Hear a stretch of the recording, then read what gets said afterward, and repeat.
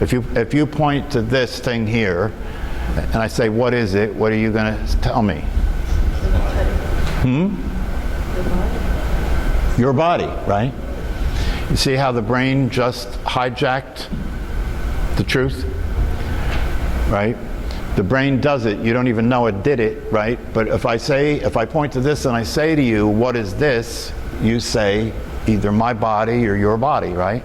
That's what you say. In reality, see, and you don't. Not only do you not notice that that's not accurate, but for most people, they would argue that it is, even if I said it wasn't accurate, right? But in reality, what you're pointing to is a body. Yes. The brain added my, but you didn't even see it, or your, right? But I promise you that you don't have a title for the body, right? You don't have a ownership papers for the body, right? It sounds weird. It sounds weird for you to consider the possibility that it's not yours, right? But if you really slow down and take a look, how do you know it's yours? There's a body there, right? How do you know it's yours? What's that? Control your emotions. You do? Good luck. I want to pick up a cup of coffee. I pick up a cup of coffee. So you think that what the body does is what you're doing. Another hijack. There's scientific research that shows, and you can look it up. Benjamin Leibniz is the name of the researcher. It's famous research. He did research that shows that before you do something, like pick something up, right? Before you have the idea to do it, the brain is already in action to do it, before you even know that you're going to do it. So if you look at that research, it says that something's happening, and it's happening before you're aware that it's happening, and you think you're doing it. That's what the research shows. But that's, for most people, that's just unacceptable. Right? Because we're living in a dream in which things like this is my body seem to be obvious, when in fact there's actually no evidence for it, is there? Is there evidence that this is your body? Is there evidence that it's not? Yes. What is that? That if you have an awareness, if you experience the awareness that you are, right, you will experience that the awareness that you are is not a body. And if it's not a body, then although there's a body there, whose body is it? That's what I mean when I say, and this is another one of those things, when people say I'm having a baby, the baby, the birth that's happening is happening to you. You're not having anything. The baby's having you. If anything's happening, the baby's having you.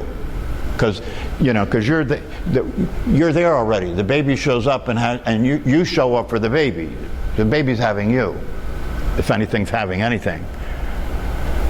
See, all these things seem to be counterintuitive, right? All these things to be, the brain has trouble processing this. What do you mean? Because the world we live in is so thoroughly conditioned. The dream is so thoroughly appears to be reality instead of a dream. The mirage seems to be so real that now see, the idea of a mirage is a good metaphor for the dream, for the reality that people consider to be true, right? Right? Because if the reality that people consider to be true was reality, check it out. If the reality that people consider to be reality was reality, including who they think they are, right? Including how they think it is, right? If that was all what they consider it to be, then would it not be the case that what you would do in that world, if it was really the way you saw it was and you were really who you thought you were, then what you did in that world would work? Would it not work? It would have to work. You know, it's like if you're on a football field with a baseball bat. I used to say this to guys in prison, right? Because this is exactly the way it is. If you're on a football field with a baseball bat and you think the game is baseball, and you keep swinging your baseball bat at the football and you don't understand why you can't hit a home run. That's exactly the same way most people's lives are. That's what I mean when I say, if you were there for the way it actually is and you were who you really are, it would work. If you're playing football and you're the quarterback and you're on a football field playing football, it would really work, right? Because you're on a football field playing football and you're the quarterback. But if you're on a football field and you're a baseball player with a baseball bat, you're going to have a big problem. It's exactly the same thing. If you think that what you are is not what you are, and if you think the way it is not the way it is, then you're a baseball player on a football field. No wonder life doesn't work. You can't understand, you know. I'm trying. It's like the guy, you know, the baseball player on a football field. I'm trying. I'm swinging the bat harder. I'm doing everything that I learned how to do to hit a home run. The ball looks a little weird to me. I thought it should be round, but doing the best I can. Or another way that it happens is the baseball player's on the football field and he's saying, you know, how can I hit a home run? You guys are doing it wrong. You got to get a baseball and stop playing with a football, you know, and you got to put some bases out there. That's another way that people relate to it. It's like, it's not me, it's you. It's the game. It's not me, it's life. It's the way life is that's the problem. And that's why I'm depressed, because it's the way life is that's a problem, and it's impossible, it's futile. I can't do anything about it, I can't change it, I can't win this game. I don't even want to play anymore, I'm not getting up tomorrow. That's depression. Or anxiety, you know. I can't win this game, the deck is stacked against me. And so it's scary. It's scary because everything I try to do doesn't work, you know. And so now I'm afraid to do anything. These are the states of mind that people get in relationship to life, because what they're relating to isn't what life actually is. When you don't know who you are and you don't know what's going on and you're trying to live your life, of course, it's easy to get scared, right? Right now, if you didn't know who you... Look, right now, if I could snap my finger and you wouldn't know who you were and you wouldn't know what's going on, right? You'd freak out, wouldn't you? You'd be terrified. If you didn't know who you were and you didn't know what was going on, you'd be terrified. That's the fear that people have about letting go of who they think they are. If I let go of who I am, they think that's the way it'll be. Then I won't know who I am, and I probably won't know what's going on, and they call that mental illness, they call that psychosis, and I don't want to go crazy, so I'm not letting go. When in reality, the opposite is true. What you're holding on to is what's crazy. Not what you'd be if you let go. What you're holding on to is nuts. Right? Because you're holding on to being something that isn't what you are, right? And trying to be something that isn't real, that's not true. That's the crazy, that's what's making you crazy. If you let go, and the only way you'll find out is if you do let go. There's no, you don't, you know, this isn't something that you can,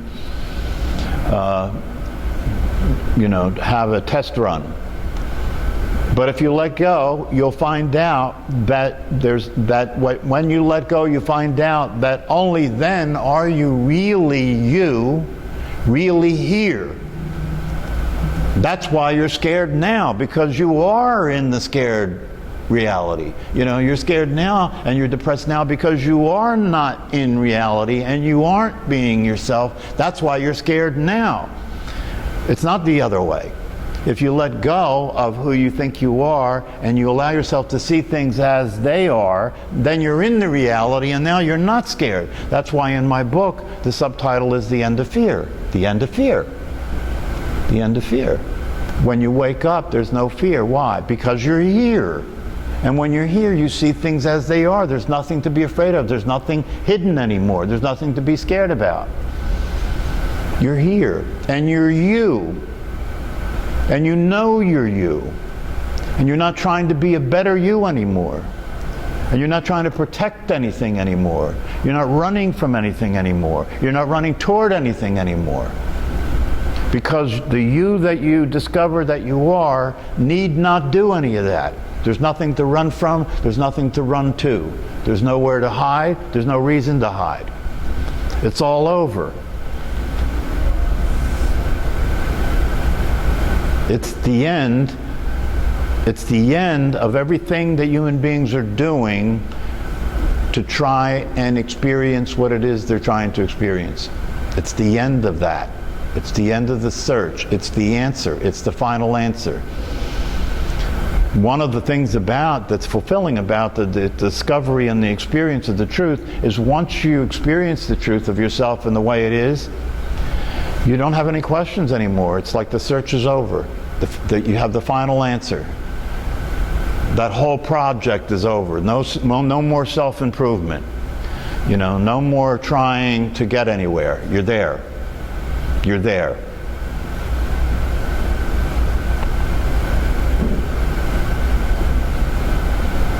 And the irony of it is, that's already true.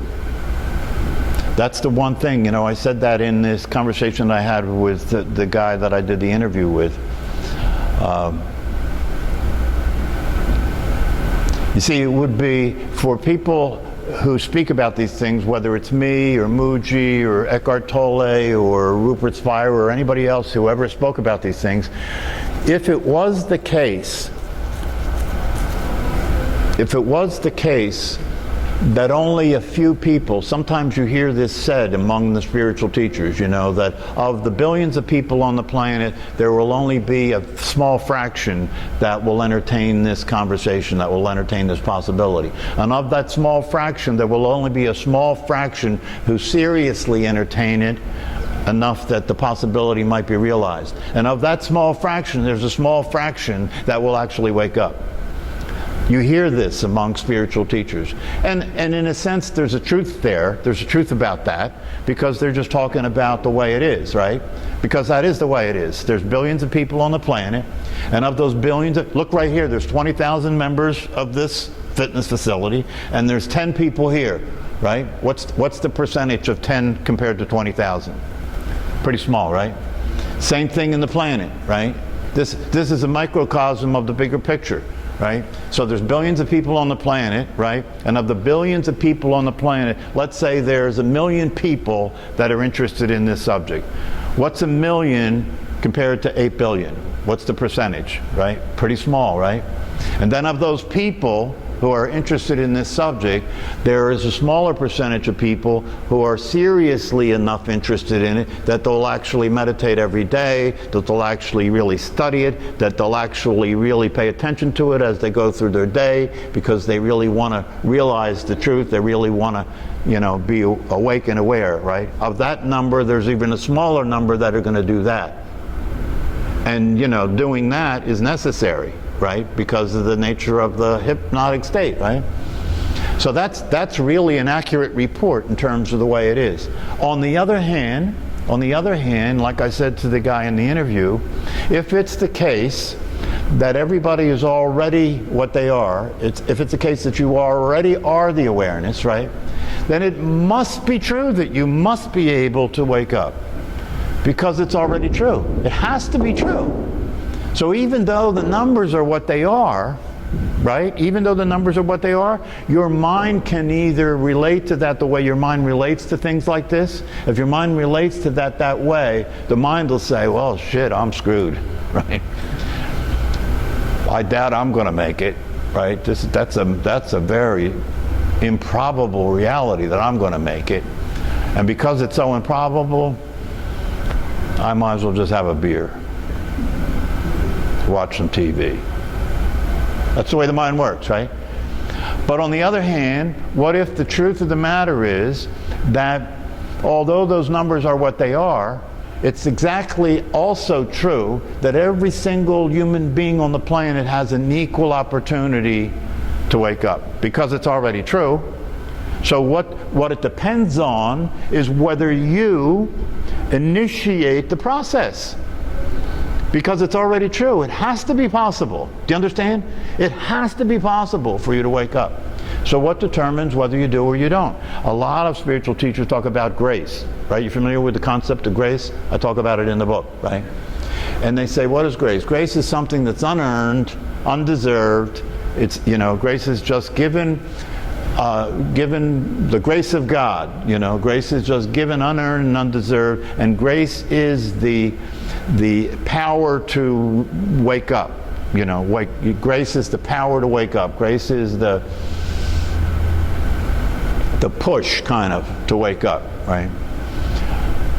However, what if it's the case that while it's undeserved, your willingness to have an open mind and your willingness to be committed and dedicated to the realization is what allows grace to come to you? You see? Even though you don't deserve it, if you're open to it and you're interested in it, right? And you have an intention to experience the truth of yourself, maybe that's the criteria for grace to come. Do you follow what I'm saying? And if that's the case, maybe it's the case. And part of the reason I say this is because I have seen people wake up. I've seen people wake up, and the people that I've seen wake up, they had high intention. They were committed to waking up, like the commitment to wake up was a commitment that was related to the idea that they had that the truth was available, that it was real, it was true, that they were committed to waking up because they accepted and were committed to the reality of who they are. In other words, it wasn't a belief, it wasn't a good idea, it wasn't a curiosity, right? It wasn't something that I think I'll try, like people talk about meditation. Not something that I'm interested in. I'm looking into it. I'm going to read some more books about it, right? It wasn't any of that. It got to the point where it was, I have no doubt that it's true. I have no doubt that what I am is awareness itself. I have no doubt. I'm absolutely convinced that that's the case, and I have no doubt that it's possible for me to experience myself as that. Yeah. So the people that you've known or experienced that have woken up, do they have anything in common? Have they all hit rock bottom? Not necessarily just... Well, some of them were in prison and were serving life sentences for murder, so you might consider that hitting rock bottom. So some of them, yeah, but not necessarily. See, that's the thing about it that's so interesting, is that you don't necessarily have to hit rock bottom, because, like I was just saying, if you get this, see, this is the deal. If you really get this, and I've said this many times, if you really get this, like you're absolutely convinced, you have no doubt that it's the case, that what you are is awareness itself, and the way it is that life works, and you can be content and fulfilled, and you can be satisfied, and you can be free, and you can have peace. If you really get that that's actually true, how can you not do whatever it takes to have it? Do you understand? If you really get that that's actually true, could there be anything more important than that? See, that's the thing. You don't see, when you're listening to this conversation, right? It's very difficult to see that the listening that you are, if you're listening from the person, you can't have the conviction I'm talking about. Because the person is committed to being a person. And the person is willing to wake up and be free only if they can come. If they can't come, then they're going to start to, go to sleep on the job, or they'll pay attention to something else, or they'll start to have doubts, right? Or they'll just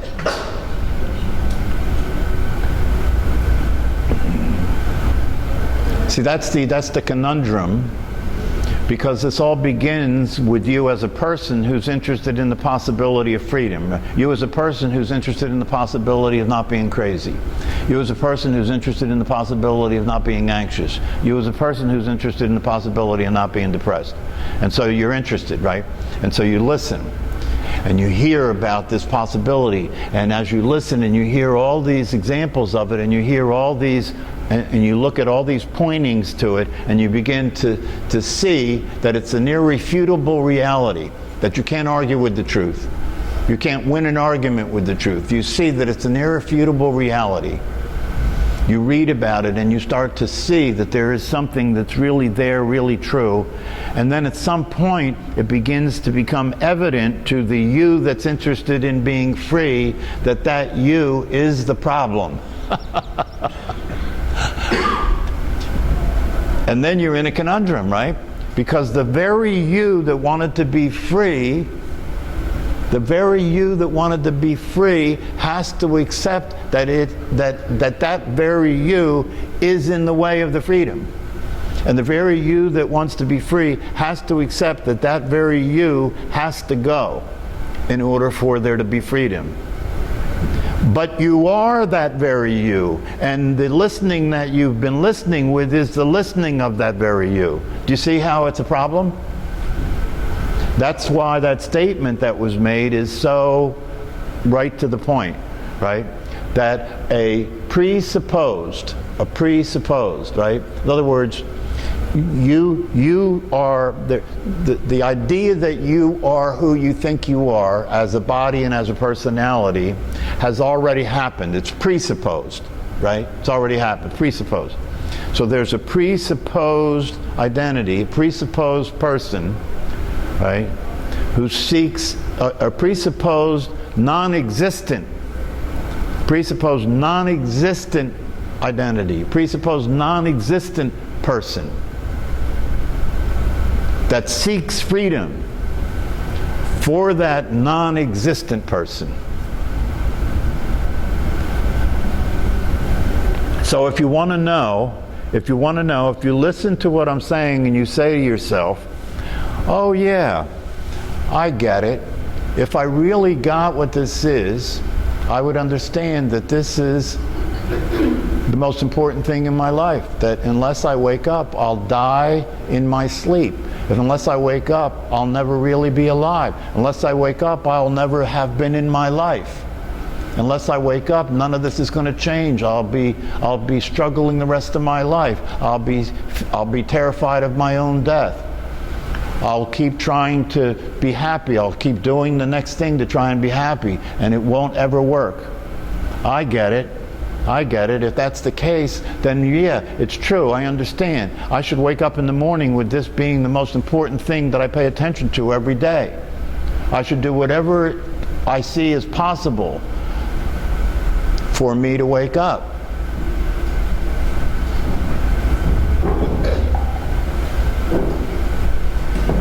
But then if you don't do that, you see, if you don't do that, it's because even the one who said what I just said is just full of shit. You see? In reality, even the one that said what I just said is full of shit, because you could say that, you could see that, right? And then what do? You go about your life and you go back to sleep, right? You don't live your life as if it matters. That's true. It's true. Most people don't live their life as if it matters. Just consider that one thing. Most people don't live their life as if their life matters. Not their life. It's not their life that matters. It's how much money they can get. Do you understand?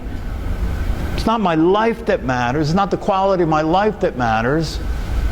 It's whether I'm having enough fun, whether there's enough pleasure, whether I have enough money, whether I have a new car, whether I have the right house. That's what matters.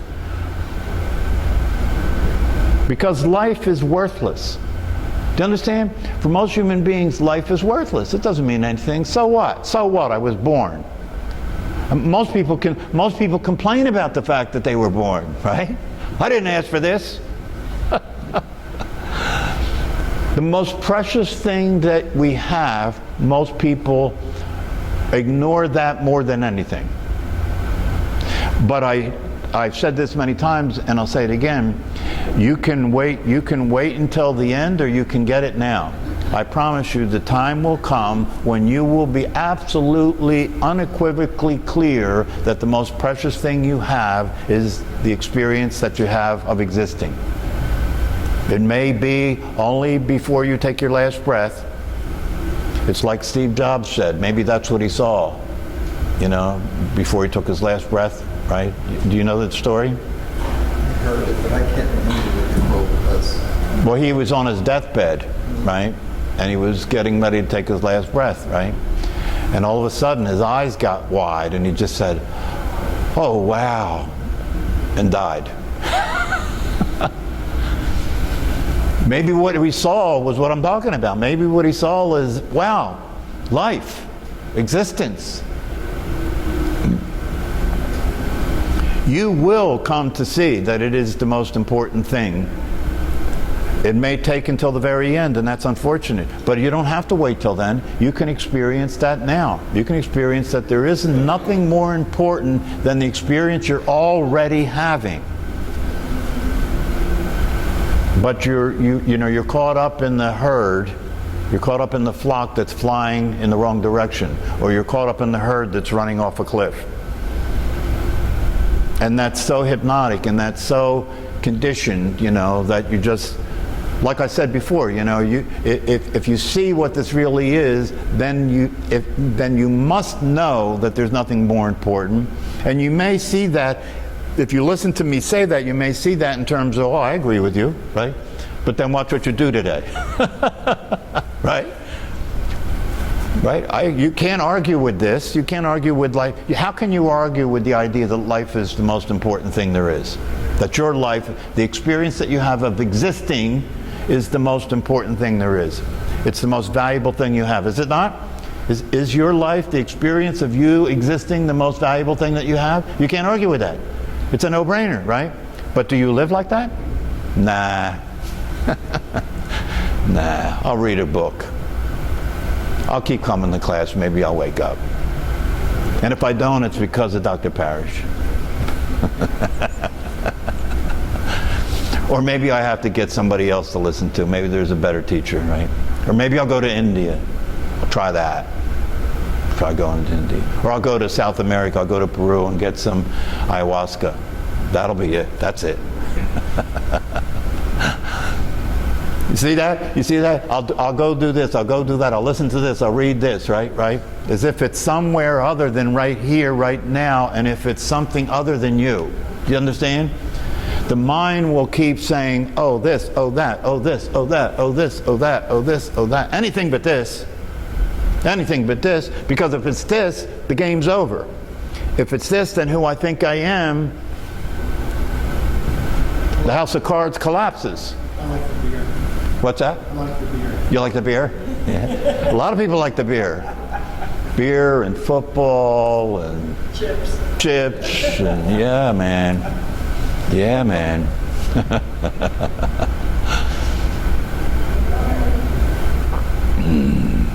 So once you're awake, do you have to work at staying awake?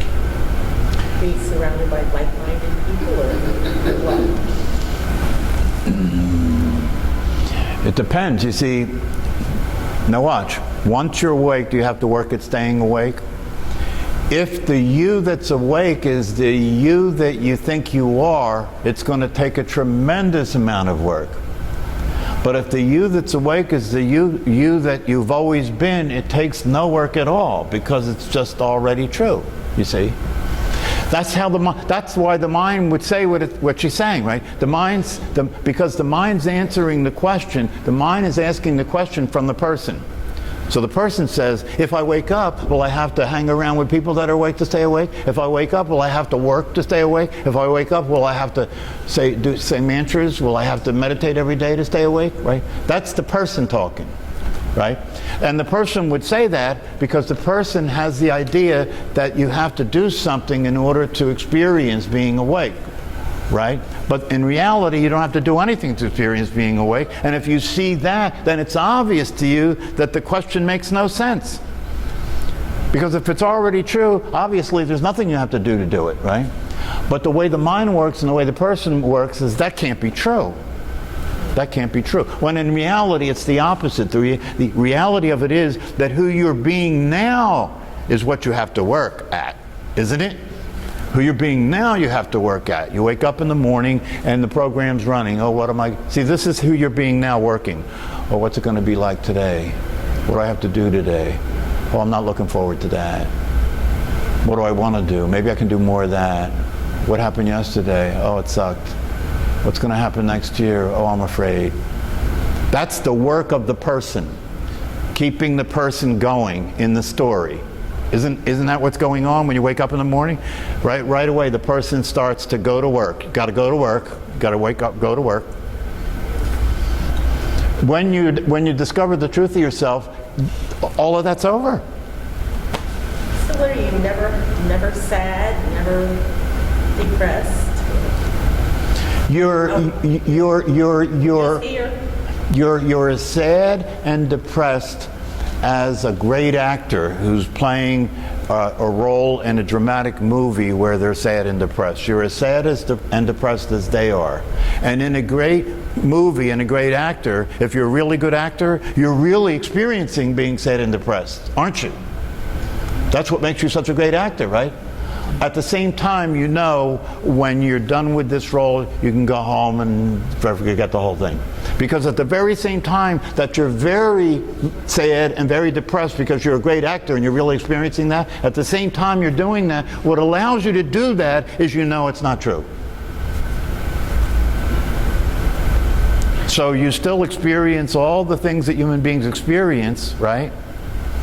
But you know that's just the human experience. There's something beyond that that's also happening at the same time that's not being affected by any of that. And because that's the case, you can let go and be fully human. Just like the actor can let go. Actors enjoy experiencing these emotions of the characters they're playing. They enjoy it. They enjoy it. It's exciting. It's like living somebody else's life, right? But they can let go and do that and really get fully into it and really enjoy it because at the same time they're doing that, they know that nothing's actually happening. That's what it's like to be awake. Like grieving the death? Yeah. Yeah. Just let it go. Yeah. Yeah, let yourself be a human being while you're a human being. But what you truly are is not that at the same time. And things like death and loss, right? There will be sadness, there will be grief, right? But the sadness and grief will be experienced in a context of the, see, this is, just, you may not get this, but that's fine. There may be sadness and there may be grief, but the grief and the sadness is experienced in a context in which you know at the same time that death isn't real. At the same time. So because you're human and you're in a human situation, you have a human experience, which is grief, grief and sadness. At the same time, there's another aspect of yourself that's the truth of yourself that's aware of that and knows that it's okay to feel those things, because you're human in a human life and had a loss and everything, but it's held in a larger context in which none of this is really true. That's why you won't have people grieving people for 10 years. Okay, it's a loss, there's grief, there's sadness, and, we move on. Okay, gotta go.